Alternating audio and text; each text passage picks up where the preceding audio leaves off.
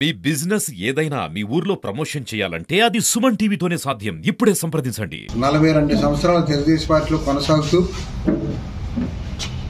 ఈ రోజున తెలుగుదేశం పార్టీకి రాజీనామా చేయడం జరుగుతుంది. దీనికి అనేక కారణాలను మీ అందరూ తెలుసుకున్న విషయం. ఎందువల్లంటే మరి గతంలో రాజకీయాల మీద ఆసక్తి మీద రాజకీయాల్లో రావడం, నాటి నుంచి నేటి వరకు ప్రజాసేవలో కొనసాగడం, ఈ రోజున కొన్ని కారణాల వల్ల నాకు వచ్చినటువంటి అవకాశం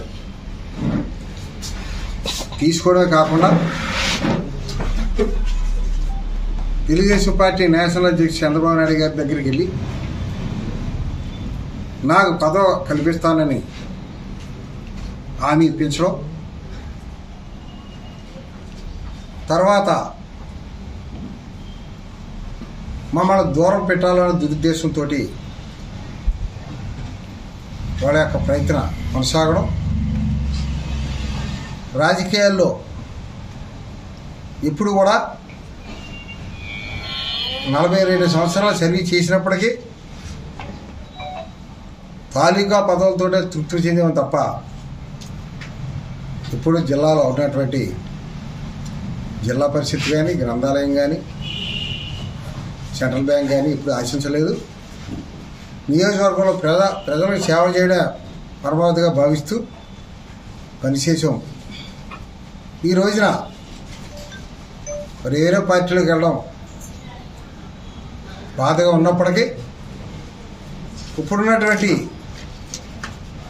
మోసపూరితమైన రాజకీయాలకి మొదలగా తప్పలేదు. తప్పనిసరిగా రేపు రాష్ట్ర వైఎస్ఆర్ పార్టీ అధ్యక్షులు జగన్మోహన్ రెడ్డి గారి అధ్యక్షతన మరి దాడిశెట్టి రాజా గారు, మంత్రి గారు, సునీల్ గారు, అదేవిధంగా జిల్లా ఇన్ఛార్జి మిథున్ రెడ్డి గారు, వాళ్ళందరి యొక్క సమక్షంలో విజయవాడలో నేను, నాతో ఉన్నటువంటి నా అనుచరులు జాయిన్ అవ్వడం జరుగుద్ది. తప్పనిసరిగా తుని నియోజకవర్గంలో వైఎస్ఆర్ పార్టీని గెలిపించడానికి మా శాశ్వతాల కృషి చేస్తాం. నాతో ఉన్నటువంటి నా అనుచరులు జాయిన్ అవ్వడం జరుగుద్ది. తప్పనిసరిగా తుని నియోజకవర్గంలో వైఎస్ఆర్ పార్టీని గెలిపించడానికి మా శాశ్వతాల కృషి చేస్తాం.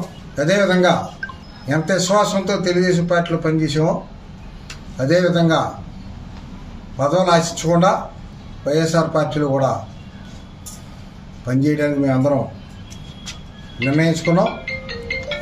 మరి ఈ రోజున కేవలం రాజీనామాకు సంబంధించిన విషయం నేను చెప్పడం జరిగింది. మరి నేను జాయిన్ అయిన తర్వాత ప్రజల్లోకి వెళ్ళిన తర్వాత నేను ఈ 40 సంవత్సరాలు ప్రజలకు అందుబాటులో ఉండి ప్రజలకు ఏం చేశాననేది ప్రజల సమక్షంలో చెప్పడం, తద్వారా మీ సహకారం ద్వారా ఛానల్లో రావడం కూడా జరుగుద్ది. ఇవాళ ఎక్కువ విషయాలు మాట్లాడినా అది పద్ధతి కాదు, కానీ మాట్లాడవలసింది ఏదో ప్రజల్లోనే మాట్లాడుతాను. నేను ఎంతవరకు ప్రజలకు అందుబాటులో ఉన్నానో, ఈ 40 సంవత్సరాల్లో నేను ఏ విధంగా తెలుగుదేశం పార్టీకి సేవ చేశానో, ఈవేళ ఏ విధంగా తెలుగుదేశం పార్టీని వదిలేసి పోవాల్సి వచ్చిందో ఆ విషయాలన్నీ నేను పార్టీలో జాయిన్ అయిన తర్వాత వచ్చి మీ సమక్షంలో మాట్లాడతానని తెలియజేసుకుంటూ, తప్పనిసరిగా ఏ విధమైన ఆటంకాలకు లొంగకుండా వైఎస్ఆర్ పార్టీలో జాయిన్ అయి నా పాత అనుభవంతో వైఎస్ఆర్ పార్టీ విజయం చేకూర్చడానికి నేను శాశ్వతాల నా అనుచరులు నేను కూడా నియోజకవర్గంలో అనేక మంది నా అభిమానులు ఉన్నారు. ఇంకా వాళ్ళందరినీ కూడా నాతో ప్రయాణం చేసే విధంగా మాట్లాడుతూ తప్పనిసరిగా విజయానికి వైఎస్ఆర్ విజయానికి ఇక్కడే కాకుండా అవసరమైతే పిఠాపురం, కత్తిపాడు, కాకిరేపేట పార్టీ ఆదేశాల మేరకు ఆ కార్యక్రమం కూడా చేస్తానని ఈ ఛానల్ ద్వారా తెలియజేస్తాను. నేను ఎన్టీ రామారావు గారి రాజకీయాల్లో రాకుండా ముందు నుంచి కూడా బాల్యం నుంచి ఆయన అవ్వని నేను రాజకీయాల్లోకి వచ్చిన తర్వాత ఆయన్ని అనుగురించి తెలుగుదేశం పార్టీలో చేరడం, కృష్ణ గారు మేము ఐక్య సంఘంలో ఉండడం, ఆ తర్వాత యనమల రామకృష్ణ గారు పార్టీ పెట్టిన తర్వాత 6 నెలల తర్వాత ఆయన రావడం, ఆ తర్వాత ఒక సోదరభావంతో మేమందరం కూడా కలిసిమెలిసి తెలుగుదేశంలో పనిచేయడం, పార్టీయే ప్రాణం, కార్యకర్తలే మన సోదరులను ఉద్దేశంతో కష్టపడి ఇన్నాళ్ళలో పనిచేసాం. తెలుగుదేశం పార్టీ కుటుంబంలో పనిచేసి 42 సంవత్సరాల సుదీర్ఘ అనుభవంతో కార్యకర్తల అందరితో కూడా మమేకమై ఒక కుటుంబం అని కానీ కులం అని కానీ ఆలోచించకుండా అన్ని కార్యక్రమాల్లోని పార్టీ సభ్యత్వం కానీ, అదేవిధంగా కమిటీ లీడర్ కానీ, ఎన్నికల నిర్వహణ కానీ, బ్యానర్లు కట్టించడం కానీ అనేక కార్యక్రమాల్లో నిమగ్నమై పనిచేసాం. దీని కార్యకర్తలంతా కూడా పూర్తిగా సహకరించి అన్ని రకాలుగా చేశారు. అదేవిధంగా యనమల కృష్ణుడు గారు ఒక సోదరుడిగా, ఒక అన్నగా, ఒక మిత్రుడిగా అనేక రకాలుగా సపోర్ట్ చేశారు. అదేవిధంగా యనమల రామకృష్ణ గారిని కూడా తండ్రి సమానంగా మేము గౌరవించాం. అయితే ఆయనకి ఈ దుర్బుద్ధి ఎందుకు వచ్చిందో తెలియదు కానీ తెలుగుదేశం పార్టీ కార్యకర్తల్లో దివ్య గారికి ఇన్ఛార్జ్ మార్చిన తర్వాత కూడా ఆవిడ విజయానికి 100కి 100 అంకితభావంతో కృషి చేస్తున్న విషయం అందరికీ కూడా తెలుసు. నిజాయితీగా పనిచేస్తున్న విషయం అందరికీ కూడా తెలుసు. అయితే ఈ సందర్భంగా యనమల రామకృష్ణ గారు ఒక నింద నా మీద వేశారైనా, యనమల దివ్య గారు నాతో చెప్పి మీరు ఈ రోజు నుంచి తిరగొద్దు అలాగని చెప్పి సోరాల గ్రామంలో చెప్పడం, ఆ సందర్భంగా నేను వెళ్ళిపోవడం, మరో కొంతమంది అక్కడ శివరామ గారితో పాటు ఉన్నటువంటి 10 మంది, అదేవిధంగా వంగలపూడి బుజ్జి గారి ఇంకా అక్కడ ఉన్నటువంటి రమారవి 100 మంది వరకు కూడా అక్కడ ఉండి ఈ రోజు కార్యక్రమం ఈ రకంగా వేరే కారణం నుంచి ఆఫ్ చేస్తామని చెప్పి ఆ దివ్య గారిని వారెక్కించేసి అందరూ కూడా రావడం జరిగింది. యనమల రామకృష్ణ గారు మాత్రం ఎంత అనుభవమైన వ్యక్తి, ఒక పచ్చి అబద్ధం ఆడుతున్నాడు. ఆయన అక్కడ రోడ్డు మీద వదిలేసారని చెప్పడం జరిగింది. దాన్ని పూర్తిగా నేను ఖండిస్తున్నాను.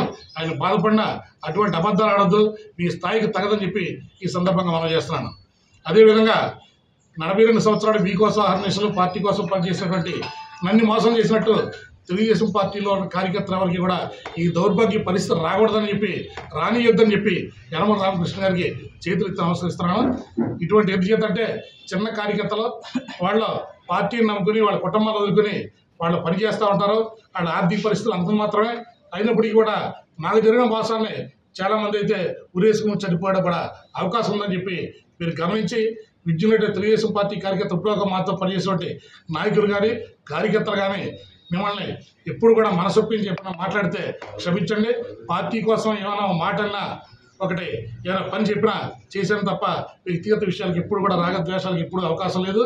ఇప్పటివరకు మన కుటుంబంలో కలిసినందుకు మీరందరూ కూడా బాగుండాలని, మమ్మల్ని మీ ప్రేమాభిమానాలు మాకు ఎప్పుడు ఉండాలని, మేము కృష్ణ గారి నాయకత్వంలో పనిచేసే కార్యక్రమాలకి వైసీపీలో జాయిన్ అవ్వడానికి కావాల అవకాశాలని మేము వినియోగించుకుని తప్పనిసరి పరిస్థితుల్లో మేము వైసీపీకి వెళ్తాము.